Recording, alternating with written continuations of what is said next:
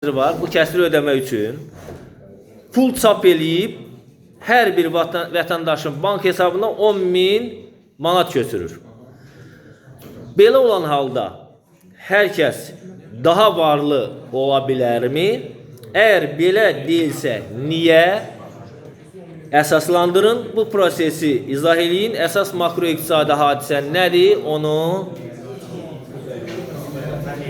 göstərin. Vaxt gedir. Bir dəqiqə vaxtınız var.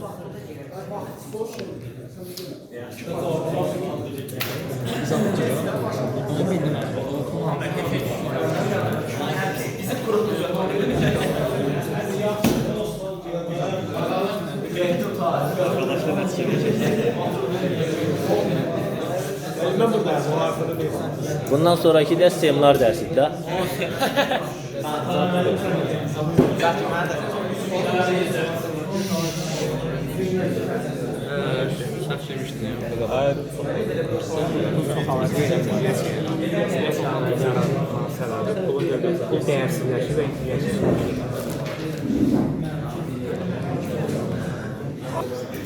Vaxt bitdi. Suala kim cavab verəcək?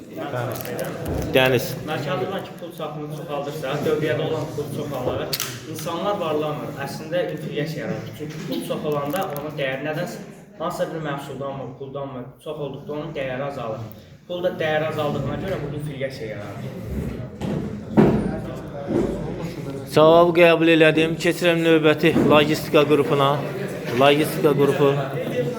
İndi burada deməli, əlavə pul çap olunursa, burada onun qarşılığı olmalıdır. Qarşılıqsız olduğu üçün burada yeni pul nə deyəcəm şey burada əlavə pul kütləsi çap olunur. Bu pul kütləsi orada iqtisadiyyatda əlavə pulun çox olmasına, yəni izafi pulun artmasına səbəb olacaq və bu da mənim inflyasiya olmasına səbəb olacaq. İnflyasiya dərəcəsi qədər qiymətlər qalxacaq. Yəni heç kəs burada varlanmayacaqdır. Olduğu kimi qalacaq.